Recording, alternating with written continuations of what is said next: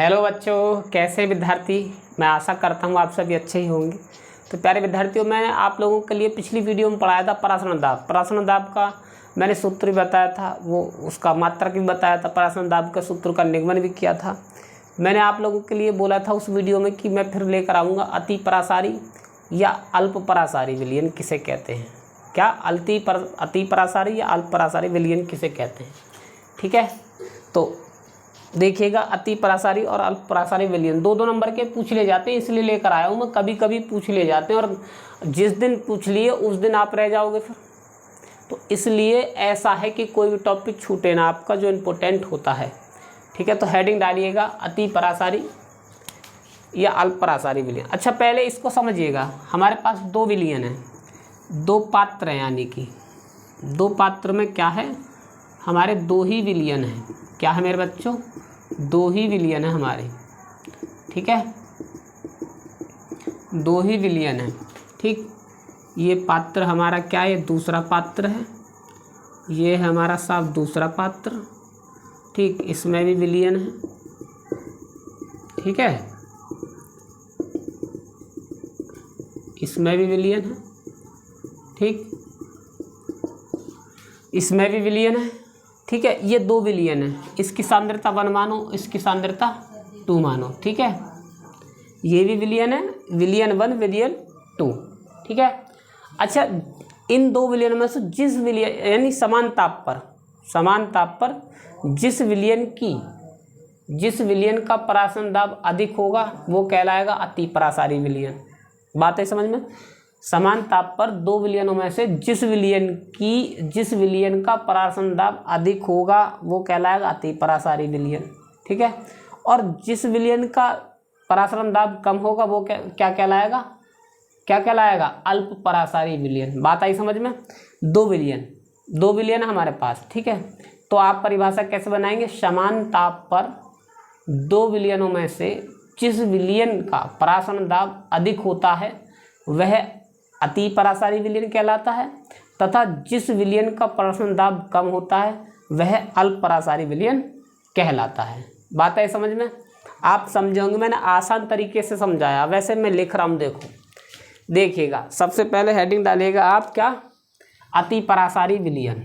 क्या डालेंगे आप, अति परासारी विलयन, अति परासारी विलयन, ठीक है, अति परासारी विलयन। इसको इंग्लिश में क्या बोलते हैं,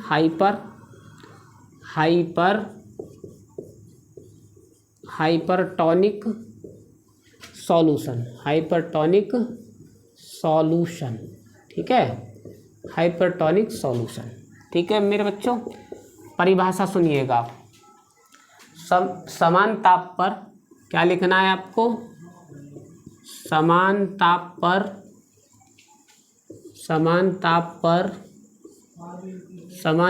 पर दो विलयनों में से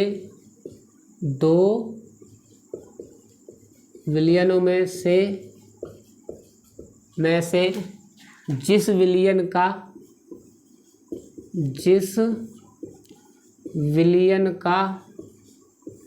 समान ताप पर दो विलयनों में से जिस विलयन का परासरण दाब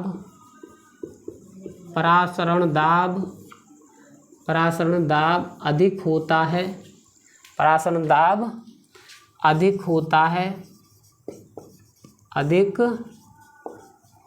है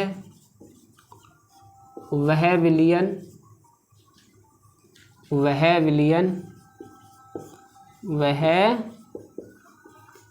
विलयन अति परासारी विलयन कहलाता है, अति परासारी विलयन कहलाता है, अति परासारी विलयन कहलाता है। बात है आप लोगों की समझ में, बात समझे या नहीं समझे, ठीक है। आगे देखिएगा, अल्प परासारी विलयन यानी कि हाइपोटोनिक सॉल्यूशन, ठीक है। दूसरी हेडिंग डालेगा मेरे बच्चों, अल्प परासारी विलयन, अल्प परासारी विलयन। इसको क्या बोलते हैं, हाइपोटोनिक सॉल्यूशन, हाइपोटोनिक सॉल्यूशन। ठीक है, अब देखिएगा इसकी परिभाषा। समान ताप पर क्या लिखेंगे, समान ताप पर 2 विलयनों में से दो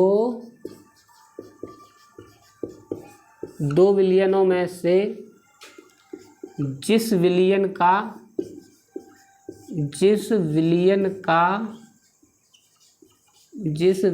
का परासरण दाब कम होता है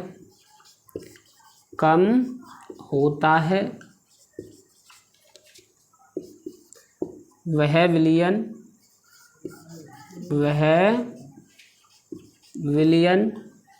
क्या कहलाता है, अल्प परासारी विलयन कहलाता है। अल्प परासारी विलयन कहलाता है। अल्प परासारी विलयन कहलाता है। बात आई समझ में? बात समझे या नहीं समझे?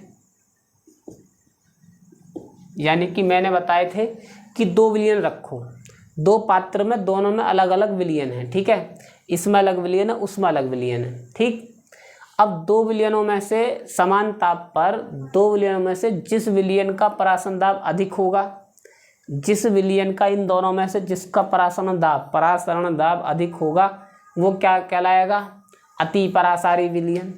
और फिर जिस विलयन का कम होगा वो कहलाएगा क्या, अल्प परासारी विलयन। सीधी सी डेफिनेशन है, देख लीजिएगा एक बार और स्क्रीनशॉट ले लेना, इसको नोटबुक में लिख लेना, इम्पोर्टेंट है ये। बात आई समझ में मेरे बच्चों?